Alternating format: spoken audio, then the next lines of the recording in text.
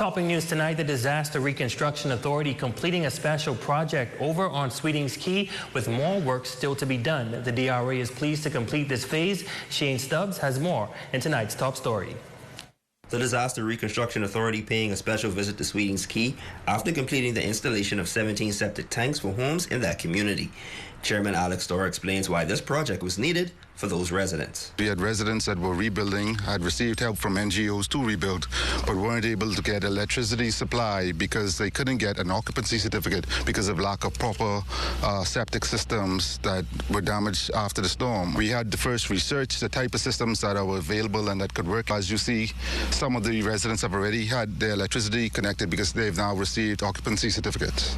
It was one of the first issues brought to Chairman Storr's attention when he first came into office. Although it took some time to get off the ground due to logistics, Storr says he and his team are happy to see the work finally completed. First, it was sourcing the number of septic tanks needed. We were able to work with a local supplier who helped us.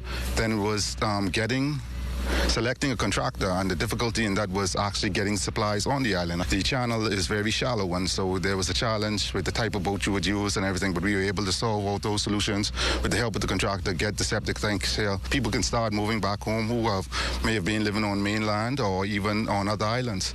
Now that they can have occupancy and electricity, and it returns some sense of normalcy to their lives after the scourge of Dorian. And contractor Jason Hanna said residents played a big role in completing this project. We engage a lot of the local contractors to get a lot of work done. As far as tying in the plumbing, laborers, we tried to utilize as much of the locals on the quay to get the work done. With this project now completed, Storr says the work continues. The work of the DRA is ongoing.